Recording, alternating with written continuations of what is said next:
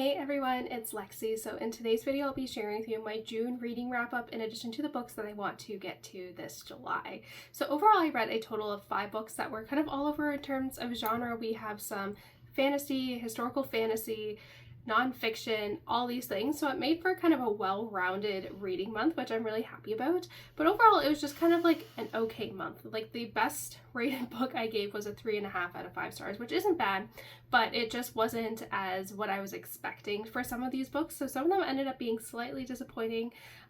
But yeah, so without further ado, let's get started. Having read Shield of Sparrows back in May, I immediately had to pick up the sequel, which was Rites of the Starling by Devney Perry. And so I was really excited to dive into this. We had a Barnes & Noble like open like 5 minutes from our house, so it is perfect for kind of stopping and picking up books. And so I was really excited to dive into this one. Basically, the premise of this story is that we follow this girl who is kind of always been kind of the afterthought daughter. Her younger sister has always been the one that would be raised to be kind of the sparrow, which is kind of the kind of royal woman who is offered up to a marriage, like for a marriage alliance with another kingdom. But when the prince from the other kingdom chooses our main character, the plan goes AWR and she's kind of asked to spy on this country for her dad. But there's a lot of like political intrigue, there's a lot of fantastical elements, and it ended on such a big cliffhanger, so I was really excited to dive in and just pick this one up immediately. This one is kind of a very interesting continuation because we get 2 different storylines, that obviously one that continues the kind of overall narrative of the story, and the other one that we know is somehow connected, but it is unclear how exactly it will intersect with our kind of main storyline. So this one, I think kind of the issues that I had with the first book, which even though I really enjoyed it, I gave a 4 out of 5 stars, was that there was kind of pacing issues, and I had a lot of pacing issues in here where I just really felt slow, and for a lot of times I didn't feel like the plot was really progressing anywhere, so that's why it was kind of a little bit slow to get to. Like the first book, I was able to look past those slow bits because ultimately the plot was moving forward, but in this case I felt like a lot of times it was kind of stagnant and it wasn't really moving, so I was a little bit disappointed with that. And there's literally, for this book, there's not a lot of plot progression. For how big this book is, for being almost 500 pages, there's really not a lot of plot progression, and it all just happens at the end. So basically for the last like 30 pages, nothing really matters until like those last 30 pages. Like everything else is kind of really not as important, but I was able to guess some of the twists, but the ending really, I think, was executed well. So I'm excited to see what the 3rd book has in store. I saw it comes out in March of next year, so we don't have to wait too long for it, but it was just a little bit disappointing because I was expecting so much more, but I felt like this one was just really to get the essentially just to set up the 3rd book. So I felt like this one kind of suffered from like 2nd book syndrome. So I gave this one a 3 out of 5 stars. It didn't live up to my expectations, but it does have me excited for the next book in the series. So I'm hoping, now that we have all this slow kind of background information provided, hopefully it makes the book a little bit easier to digest in the 3rd one. Next, this was a nonfiction book that I picked up via audiobook from the library, and it is View from the East Wing by Jill Bryden. This is her memoir of being First Lady for the last 4 years or so, and it kind of is, I was really excited for this because I really enjoy, as a fellow PhD, I always enjoy women in academia, and so I've always just kind of been really, inspired by her, and, all the other, great Democratic women politicians or their wives, I think, live such interesting lives. So it's interesting to kind of get a view behind the curtain to see like what life is like, especially with like Michelle Obama's book. I loved it, so I was really interested to see about this one. But as you can see, this one is fairly short. I listened to it as an audiobook when I was, would be driving to work and such. And this book was just okay. I think it was a quick like gloss over of the 4 years, and it really didn't go into any like depth or emotion. I felt like it was very surface level. I feel like with Michelle Obama's books, it's hard to compare, but that's like, I guess, the equivalent of it, or even Hillary Clinton's book. Like I feel like they get really personal to how they feel, and I felt like this was very kind of surface level, didn't really get too much into the kind of emotions, and like there are definitely some like important things that happened, but I felt like it just kind of was very kind of kept at arm's length. Like, it was very, I was wanting more emotion out of it, and it did jump around a lot in like topics and time, so it was kind of more like stream of consciousness, I would say, in terms of writing. The writing wasn't bad, but in terms of how the chapters are laid out, they're not chronological or kind of go with any like theme or anything, so they kind of do jump around a bit, which was, I did find a little bit like hard to follow sometimes. And I just wanted her to go deeper. Like, I think it was like too rose colored sometimes, where it was just like, oh, like it was so great to do all these things. But I think you have to, like, if you're doing a memoir, I think you have to talk about the good and the bad, and I felt like this needed just to go a little bit deeper. So I did really enjoy this, but it just wasn't what I was expecting. Like I said, I was looking for like Becoming by Michelle Obama, and this one was just kind of very kind of surface level, kind of not as emotionally impactful as, you know, even What Happened by Hillary Clinton. So I was just wanting a little bit more from this one. Next, I ended up listening to the audiobooks for Crown of Midnight and The Assassin's Blade by Sarah J. Maas, which I gave it 2.5 and 2 out of 5 stars. And this one, I know, like, these are kind of the pay to admission for the series, especially the first 3 kind of books, and then Heir Fire is really when the series, I feel like, from what I remember reading this like 10 years ago, over 10 years ago now, was just the emotional, like, or the change, I guess, of this series, that especially that takes place in Heir Fire. So I'm like kind of just like, I need to kind of, it's been so long since I read these that I just need to get through these books. And Crown of Midnight, I think like the last quarter of the book is where the series, I think, really starts to pick up and be like, this is kind of where the first book and like the first majority of the second book are kind of like different from the rest of the series. So this one is where it kind of really, you know, has a really big impact, and it kind of really kind of sets everything in motion for it that we see that the series focus on for like the last few books or so. So I think Selena is still very annoying. I think she's still very immature. We do get a little bit more depth and kind of get to understand some of how she's thinking about some of these things, but I still think she's just very immature, and she's supposed to be like this big scary assassin, and she's just so kind of in her head to the point where it's very egotistical. Like, she just thinks so high of herself that it doesn't come off that way, that she's like this, you know, notorious assassin with this reputation. So that part I do find a little bit annoying, and I know it changes, but it's just, you kind of have to get through it. But I just know, like, after Crown of Midnight that it gets better from here. So I am not too worried. Like, I know it gets a lot better with like Heir Fire and everything after that. So no complaints there. And then the Assassin's Blade, it does provide some context to Selena's background in terms of things that have impacted her when we first introduce her, and part of her past that really kind of shape who we see her when we're first introduced to her. And so, having read the series before, I understand more of the significance of this kind of collection of novellas. So like, I'll be like, oh yeah, I remember that character that I didn't pick up on when I read, you know, this the first time, or things like that. So you can see how each of the like the novellas are tying to something that happens later in the series. So having, you know, read the series, I kind of can appreciate that more, but I can feel like going into this, you wouldn't necessarily catch on that. At least I didn't when I was reading this series. So I think it's just one interesting. I think it is important to read between after Crown of Midnight and before Heir of Fire, in my opinion, but I think you come to appreciate it more having kind of know some of the context or background or, you know, significance of some of these stories. A lot of these stories center around Selena and Sam, and one thing I found like with that relationship is I didn't really believe it. Like, it didn't feel like a couple. It wasn't like Farah and Rysand, which granted, I know they have many books to cover their relationship, but I feel like even their few chapters together in A Court of Thorns and Roses, and even like A Court of Mist and Fury, like those first few chapters, I feel like had better chemistry and connection than Selena and Sam's story. Like, I didn't find it very believable in my case, which was unfortunate. So this one, like I said, was just, you know, fine. Like, I think it provides important context. I think if you are not familiar with this series, or if this is your first time reading the series, I think, you know, it's important to read, but I think on a reread, I don't think it's really that significant, so you know, they were just fine. But I'm excited to start Airfire, which is where like I really got into the series, so I'm excited about that. And lastly, this is like a historical fantasy book that I picked up, and it is the Unicorn Hunters by Katherine Arden. I was so excited for this because she is the author of the Winter Night trilogy, which is one of my favorite fantasy series of all time.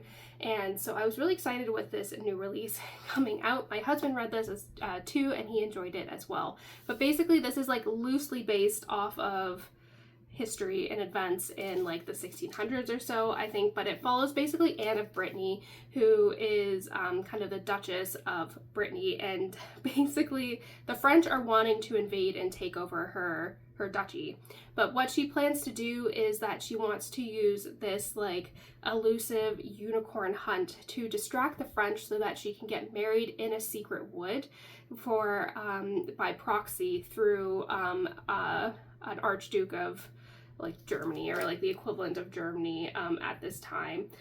So she kind of goes there, not, you know, expecting to, you know, get married, but there's something eerie about this forest. There's something off. And when she's there, she actually sees a unicorn, and it kicks all these events into motion.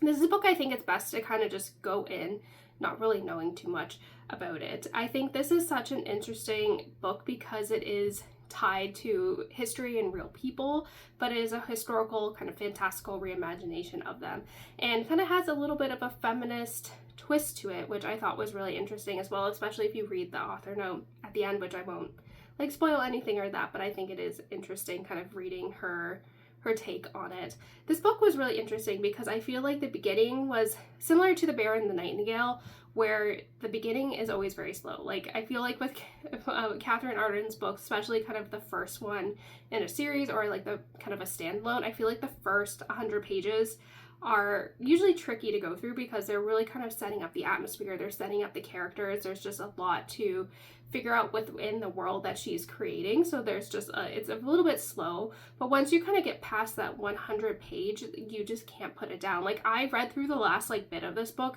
I couldn't put it down, and that's a testament to how much I really enjoyed this. It had such a like, I enjoyed the world and the characters and their dynamics between each other, and the fantastical elements in here were just so unique, and there was kind of just a sense of eeriness as well that you just kind of felt on edge, and that's similar to how I felt with The Bear and the Nightingale. So kind of that, not necessarily horror, but you're just like, the, you know, the hair on your arms is like standing up, like you're alert and on edge like these characters. So I really enjoyed it. Some parts were a little bit confusing, but I really enjoyed this book overall. I gave it a 3.5 out of 5 stars. I think it was, out of all the books I read this month, this one has been my favorite. I love the historical setting too. I think made it such like fun and unique, and I like read up on some of these people that I never heard about through history, so it was like educational as well, which I really enjoy. So like I said, overall this one I think was my favorite of June. And lastly, this is a book that I ended up DNFing, which I'm really disappointed about, and it is Kindred by Wragg Sykes, and this is kind of talking about Neanderthals, what we know about them from the fossil record, how our perceptions and understanding of them have evolved throughout history, especially kind of over the 20th century, and how technology has helped, like, allowed us to kind of get a better grasp of who are like these distantly related cousins were to us. And there were parts of this that I just think I was just really disappointed about. I think this author, she goes in saying she wants to make this a very universally accessible read for people that may not have an anthropology background to really understand kind of who these people were. And I have a degree in anthropology. Do I use that degree? No, but I do have a bachelor's in anthropology, and I specifically focused on physical anthropology, so this is kind of like my area. But the way in this was written was so dry. I felt like there was a lot of times too, there was like, the footnotes were used in a way to help people who, I even have a background in this, like had to like constantly be looking up stuff. The footnotes weren't really helpful in any way, in my opinion. Like, did you know that calculus is like the debris that like grows on your teeth or is left on your teeth? Like that should have been a footnote. Like, why did I have to look up what a calculus was? So I don't think this is really kind of Les Mis friendly, even though that she says that's the objective.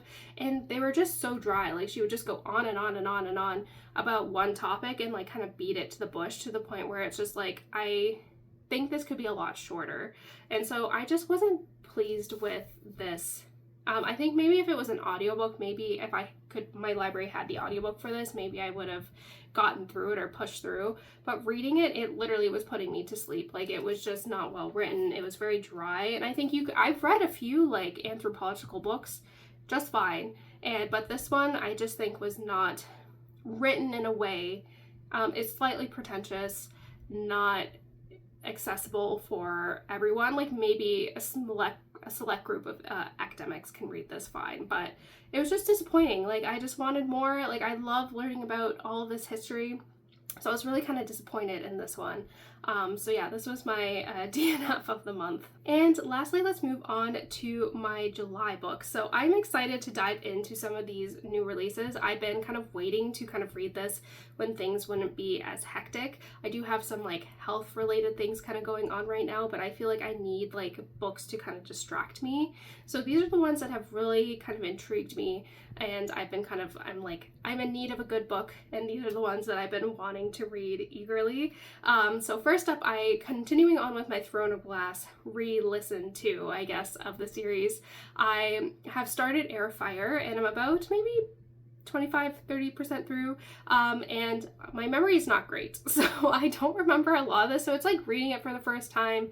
I know like roughly kind of what happens in this series, but I read it so long ago and I never reread any of the books that it did not stick. So it's like reading it for the first time, and there definitely is a tonal shift. I think this is where the series really shines and really takes like a better, like, I think it's just better from here. So I'm really excited to see what happens. I really, like I said, I don't remember too much, so it's like reading it for the first time. So yeah, that's kind of what I've been listening to when I've been driving to work or taking Willow for walks and stuff. Next, this is a book that I picked up yesterday that I'm really enjoying. I'm about like 40th pages in, and so far I really like it. It's another one that my husband has read as well, so he said he really enjoyed this one, and it is This Kingdom Will Not Kill Me by Ilona Andrews. And basically the premise of the story is that our main character is someone who lives in, it's basically like a portal fantasy, but with a twist. So it basically follows our main character who lives in the modern day world, and next thing she knows, she wakes up in her favorite fantasy series of all time. And so she knows this series by heart. She's reread the first two books over and over and over again.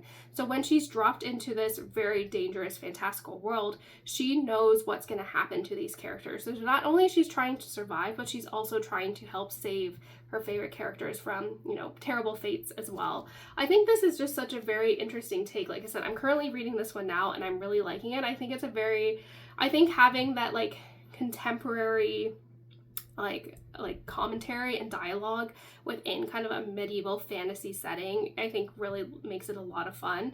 And so like I said, I'm only like 35-40 pages into this, but I'm really enjoying it, so I'm excited to see how I feel about this one. And I think it's a series as well, so I'm excited to see how this would continue. So definitely really liking this one so far. Next, I feel like this is a book that I've just seen everywhere and I'm just really intrigued by it. And it is Yesteryear by Carol Claire Burke. This one I'm sure you've seen everywhere, but it basically follows this like trad wife influencer who kind of, pushes all these kind of misogynistic ideologies that we kind of see online already, but she ends up waking up in the 1800s where she's kind of having to live what she's been preaching, and it kind of goes from there. And I've heard like the twist of this, that's why I was like, I don't know like how, like what the twist could be thinking about this, because I have a few like scenarios, but I'm like, I don't know like how you would turn that on your head. So I'm very curious. I want to know what everyone's talking about. This one just seems really interesting. There's just been a lot of commentary about it online, so I'm definitely excited to see what this one has in store. And lastly, I feel like this one is just the perfect book to read now that we're kind of fully into the summer months, and it is The Summer Guests by Tess Garrison. This is the second book in the Martini Club series, but basically the premise of this series overall is that we follow this kind of group of retired CIA agents that have retired to this like small town in the middle of nowhere in Maine, but a lot of their kind of past comes back to haunt them, and this one is like the second one in the series. So it says, when former spy Maggie retired to the seaside hamlet of Purity, Maine, she settled in for a quiet life with breathtaking views, but enmities from her past soon threatened to destroy everything. Maggie survived thanks to her wits and the collective intelligence of the Martini Club, the circle of ex-CIA friends, and her cocktail-sipping book club. Their handiwork, however, caught the attention of young police chief Joe. Now, Joe and her neighborhood ex-spies have an uneasy alliance. After a teen vanishes and Maggie's neighbor becomes the prime suspect, she joins the investigation, determined to prove her friend's innocence. But the girl's wealthy family pushes for an arrest, and when authorities discover a long-dead corpse in a nearby pond, the case becomes doubly complicated, with unthinkable ties to long-buried secrets. So I'm really excited for this. Like I said, I feel like this one, I don't know, it's just giving summer vibes, so I've been holding out reading this one because I read The Spy Coast, the first book, a few months ago, but I was like, I have to read this one by, you know, in the summertime, and I think the next one comes out in August, so this is be perfect to kind of like marathon the books back to back. So I'm definitely excited to dive in. I'm always down for a murder mystery, so I always love this genre. That's it, guys. Thank you so much for watching. I hope you enjoyed this video. Let me know in the comments below what some of the books that you read in June were and which ones you're excited to dive into in July. But yeah, thank you guys so much for watching. Don't forget to give this video a thumbs up, and I will see you guys next time. Bye, guys.